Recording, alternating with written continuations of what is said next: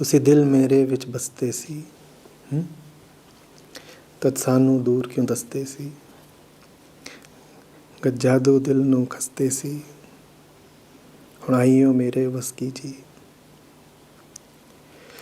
ਤੁਸੀਂ ਮੂੰਹੀਆਂ ਮੂੰਹ ਮਾਰ ਨਾ ਮੁੱਕਦੇ ਸੀ, ਨਿਤ ਖੱਦੋਂ ਵਾਂਗੂ ਕੁੱਟਦੇ ਸੀ। ਗਲ ਕੱਟਦੇ ਸਾਂ ਗਲ ਘੁੱਟਦੇ ਸੀ, ਹੁਣ ਤੀਰ लगाइयो कसकट सी। यूँ तो तुम सदा मेरे हृदय में वास करते रहे, किंतु कहते यही रहे कि हम दूर हैं। जादू डालकर दिल छीन लेने वाले अब जाकर कहीं मेरे वश में आए हो। तुम इतने हृदयी कैसे हो कि मरे हुए को भी मारते रहे और तुम्हारा मारना कभी समाप्त न हुआ। कपड़ों की कतरनों से बनी गेंद की तरह हमें पीटते रहे। हम बात करना चाहते हैं तो तुम गला घोंटकर हमें चुप करा देते हो, और अब की बार तो तुमने हम पर कसकर बाण चलाया है। आचार्य जी चरण स्पर्श। आचार्य जी यहाँ जादू डालकर दिल छीन लेना, गला घोंटकर चुप कराना और कसकर बाण चलाने से बाबा बुल्ले शाह का क्या आशय है। जादू डालकर दिल छीन लेना, जादू ही है ना। तुम पूरी तरीके से भौतिक, मिट्टी, लौकिक और लोक की कोई चीज़ तुम्हें पसंद ना आए, कुछ अलौकिक तुम्हारा मन लुभाए, जगत की सूक्ष्म वस्तुएं, चाहे स्थूल आकर्षण, सब तुम्हें व्यर्थ लगे और उसकी जगह तुम किसी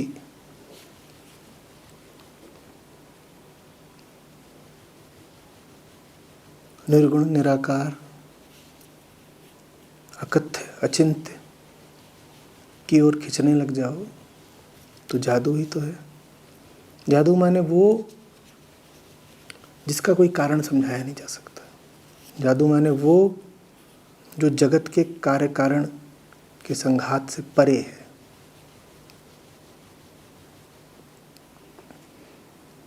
जादू माने वो जो हो तो रहा है,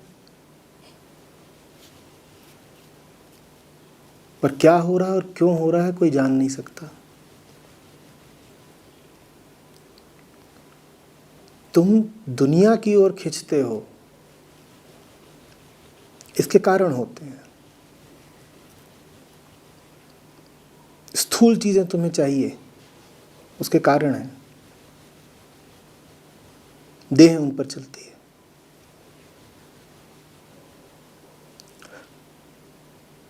सूक्ष्म चीजें तुम्हें चाहिए,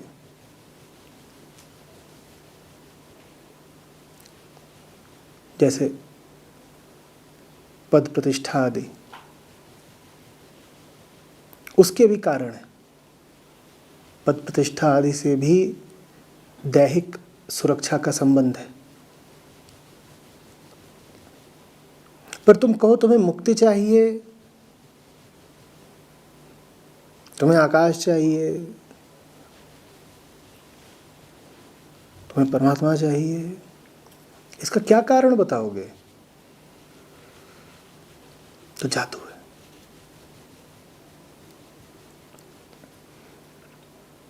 कारण सारे लौकिक और भौतिक होते हैं, और लौकिक भौतिक तल पर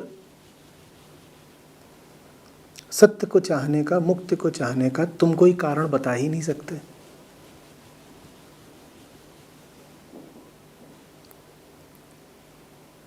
तो कोई अध्यात्म की दिशा चल पड़ा, ये बात जादू ही होती है,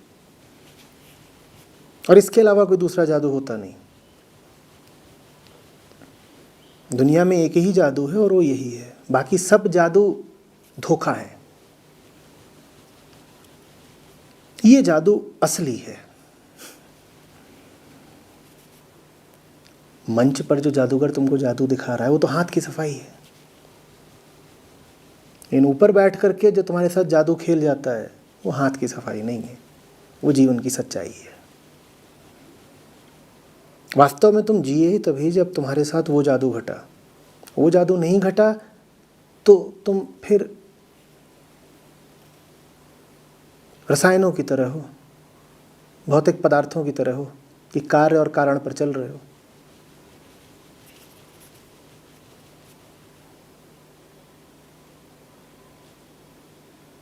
लोहा उधर को क्यों बढ़ा? क्योंकि उधर चुंबक थी। देखो कारण मिल गया ना। लोहा एक दिशा को क्यों आकर्षित हुआ? क्योंकि उस दिशा में चुंबक थी, कारण मिल गया। व्यक्ति मुक्ति की ओर क्यों बढ़ा? कोई कारण नहीं बता पाओगे, कोई चुंबक नहीं थी। हाँ, तुम नाम गढ़ सकते हो, तुम कह सकते हो कि परमात्मा था, पर परमात्मा क्या? नाम ही तो है। हाथ में तो आने वाला नहीं, न रूप न रंग।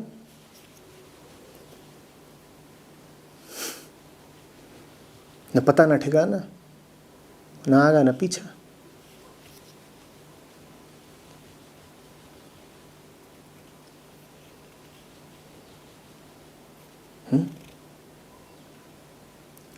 हम सब जादू चाहते हैं, लेकिन हम दुनिया के तल का जादू चाहते हैं। और दुनिया के तल पे जादू नहीं होते। दुनिया के तल पर तो बस भौतिक घटनाएं होती हैं जिनके सबके कारण होते हैं। उनके कारण अगर जानने हैं तो या तो विज्ञान के पास चले जाओ या मनोविज्ञान के पास चले जाओ, कारण पता चल जाएंगे। तुम्हें कारण नहीं पता चल रहे तो अज्ञान है। जादू नहीं है दुनिया में कुछ भी। जादू तो एक ही है कि दुनिया के पार का कुछ तुम्हें भा गया। अजीब बात। दुनिया के आदमी को दुनिया के पार का कुछ भा गया, अजीब बात है। क्योंकि दुनिया के आदमी को पता क्या हो सकती है? सिर्फ दुनिया पता है, सिर्फ दुनिया। और बुला रहा है दुनिया के पार का कुछ। ये तो अनहोनी घट गई। पर ये अनहोनी ही जीवन का अमृत है। जिसके साथ ये अनहोनी नहीं घटी वो जिया नहीं।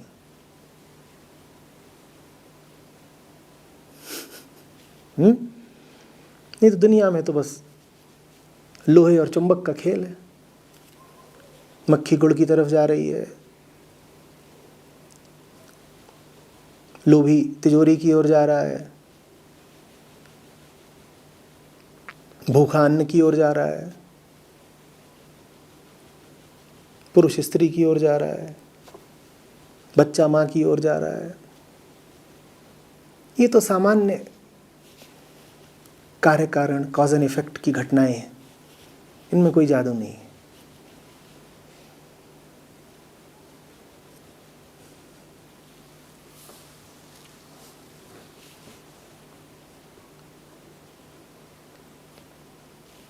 हरी बात समझ।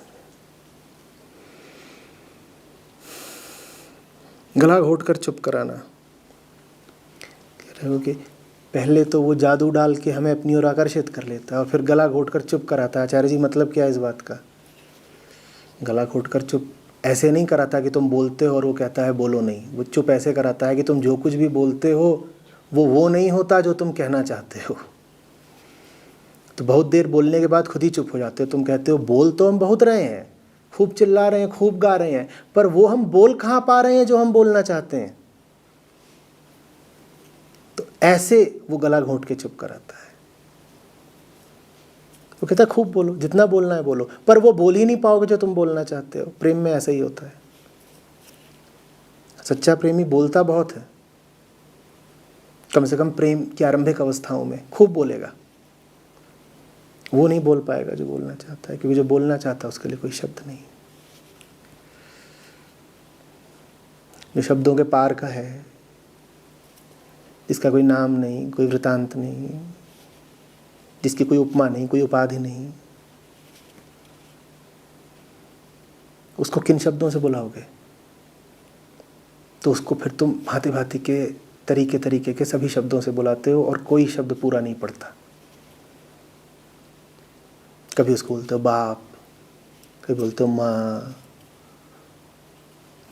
कभी बोलते हो यार, कभी बोलते हो साहब, कभी दिलबर बोलते हो, कभी साकी बोलते हो, कभी प्यारा बोलते हो, कभी कसाई बोलते हो, कभी निर्मम बोलते हो, कभी मनमोहक बोलते हो,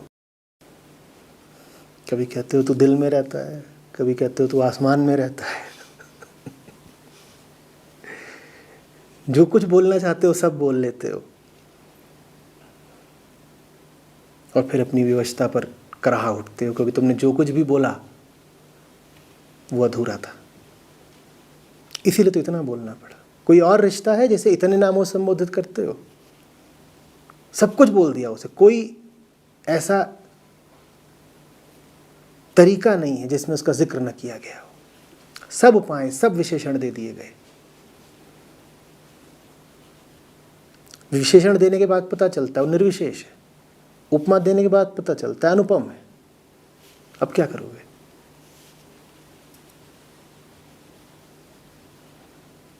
तो फिर चुप हो जाते हो, तो गला घोट के चुप करा देते हो। फिर औरों को पुकारते हो तो कुछ जवाब तो आता है, कम से कम ये तो पता होता है तुम्हें कि तुम बोल रहे हो तो उन्होंने सुना। यहां तो तुम्हारा बोलना किसी काम का ही नहीं होता। जिसको तुम बुला रहे हो तुम्हारे बोलने पर निर्भर ही नहीं है। तुमने बोला क्या उससे पहले ही उसने सुन लिया। उसने वो भी सुन लिया जो तुमने बोला नहीं, उसने वो तक सुन लिया जिसका तुम्हें पता नहीं। वो तुम्हारी कही हुई बात ही नहीं जानता, वो तुम्हारे मन की बात जानता है। वो तुम्हारे मन की बात ही नहीं जानता, वो बात भी जानता है जो तुम्हारा मन नहीं जानता।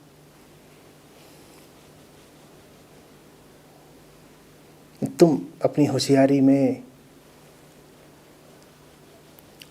अपनी वाचालता में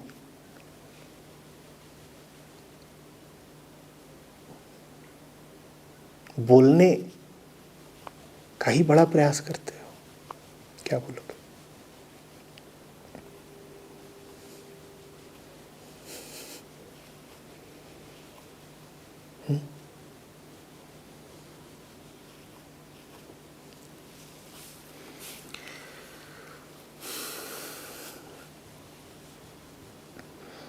और कसकर बाण चलाते हो, जादू चलाते हो, गला घोंटकर चुप कराते हो और कसकर बाण चलाते हो। ये कसकर बाण चलाना क्या है? इतनी जोर से मारते हो कि कोई कवच काम नहीं आता। दुनिया के खिलाफ अपनी सुरक्षा की जा सकती है, सच्चाई के खिलाफ अपनी सुरक्षा कैसे कर लोगे? दुनिया को धोखा दिया जा सकता है, दुनिया को हराया जा सकता है, दुनिया को कुछ काल के लिए बस में भी किया जा सकता है। सच से बचने का क्या तरीका है?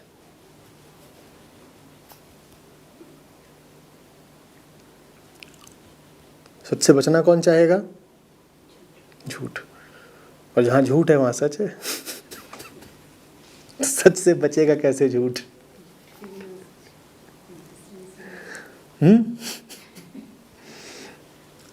तो जो बाण है उसके खिलाफ कोई सुरक्षा, कोई कवच ही नहीं। कसकर बाण चलाने से मतलब ये नहीं है कि बाण में बड़ी ताकत है। बाण को ताकत की आवश्यकता ही नहीं, वो शूल तुम्हारे हृदय को बेधे ही हुए है। ताकत क्या चाहिए? जैसे जहां झूठ है वहां सच है, उसी तरह से जहां मन है वहां आत्मा है। जहां अहम है वहां मुक्ति है। अहम की तड़प और क्यों है? क्योंकि मुक्ति का अहम को पता है। अहम की गहराइयां मुक्ति को जानती हैं। अहम की गहराइयों का ही नाम मुक्ति है। उन्हीं गहराइयों की वजह से अहम तड़पता है। तो झूठ अपनी सुरक्षा करना चाहता है सच के विरुद्ध। वो कहता है सच आएगा, सच को रोक लूंगा। वो ये नहीं समझता कि सच बाहर से नहीं आएगा आक्रमण करने, सच तो भीतर ही है। अब उसके खिलाफ कौन सा कवच इस्तेमाल करोगे? चोर अगर बाहर से आ रहा हो तो दरवाजे बंद किए जा सकते हैं, और चोर अगर घर में ही बैठा हो कैसे बचोगे?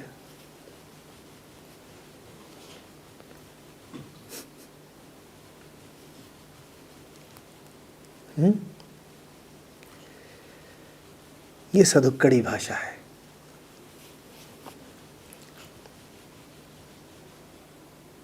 ये फकीरों की मस्ती है। उन्होंने एक निकटता हासिल कर ली है उससे, तो अब वो ऐसे बात करते हैं जैसे वो सामने बैठा हो। अच्छा जी, बहुत परेशान कर रहे हो आजकल।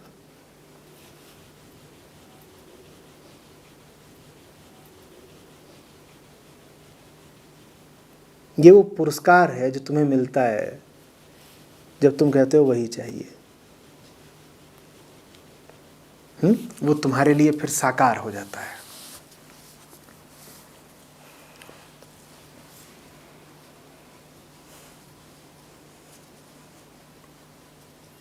तुम्हारे लिए अब वो सिद्धांत नहीं रहता, चलती फिरती, सांस लेती, खाती पीती जीवित सच्चाई हो जाता है।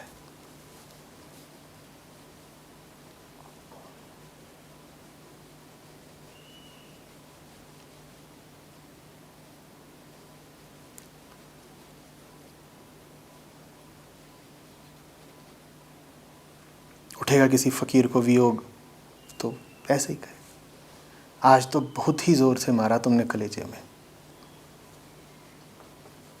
किससे कह रहा है? क्या पगला गया है? सामने तो कोई है नहीं। सामने वाले से नहीं कह रहा, भीतर वाले से कह रहा है। और स्वांग नहीं कर रहा है, वास्तव में कह रहा है। जब तुम अपने पड़ोसी से बात करते हो, जब तुम्हारे सामने कोई खड़ा है उससे तुम बात करते हो, तो तुम्हारी बातचीत में जितनी यथार्थता होती है उससे ज़्यादा यथार्थता है जब फकीर कुछ कह रहा है और तुम्हें दिखाई नहीं पड़ रहा कोई भी सुनने वाला।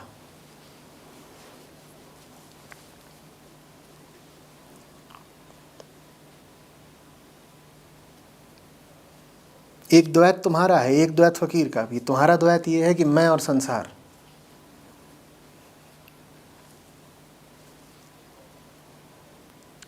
फकीर का द्वैत दूसरा है, तो मैं और वो। संसार तो सारा मुझ में ही निहित है, तो मैं और संसार दो अलग अलग शब्द हैं ही नहीं। मैं और संसार एक है, वो झूठा द्वैत है। असली द्वैत तो एक ही है जिसमें वियोग है। मैं और वो, हम दोनों का अलग होना वियोग है। ये असली द्वैत है। इसी को काटना, इसी को पाटना है। हमें अद्वैत क्या मिलेगा? हमारा तो द्वैत भी सच्चा नहीं है। हमारा तो द्वैत भी यही है कि मैं और संसार। ये झूठा द्वैत है, ये भेद ही झूठा है। तुम और संसार एक हो, दो नहीं हो। तुम में और संसार में क्या दूरी है? कुछ नहीं। संसार की मिट्टी से तुम उठे, संसार की मिट्टी में मिल जाना है। असली जो द्वैत है, असली जहाँ विभाजन है, जहाँ दूरी है, वो है तुम में और उसमें। असली द्वैत तो लेके आओ पहले। संसारी भी वियोग में तड़पता है, पर संसारी का वियोग क्या होता है? अरे मुझे लड्डू नहीं मिला। तो मुझे किसका वियोग है? लड्डू का। और संत का वियोग दूसरा होता है, वो भी तड़पता है, वो भी रोता है, मुझे वो नहीं मिला। पहले तुम सही वस्तु के लिए रोना तो शुरू करो। रो तो अभी भी रहे हो, रो तुम भी रहे हो, रो संत भी रहा है, पर हमारा तो रोना भी झूठा है। तो इस रोने के फलस्वरूप हमें मिल क्या जाना है? सच्चाई तो नहीं मिलेगी।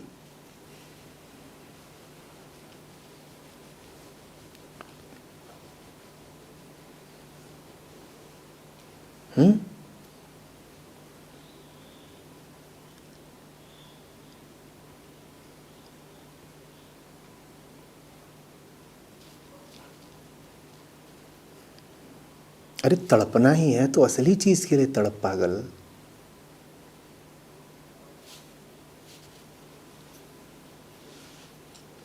बड़ा हो गया, अब लड्डू बर्फी के लिए नहीं रोते। मांगनी ही है तो असली चीज मांग।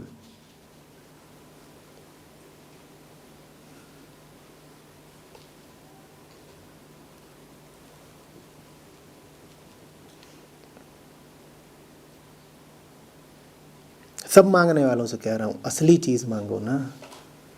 क्यों इतने विह्वल हो छोटी छोटी चीजों के लिए?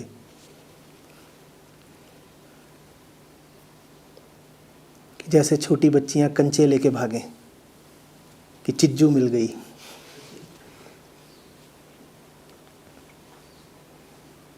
अब बड़े हो गए, बड़ी चीज मांगो।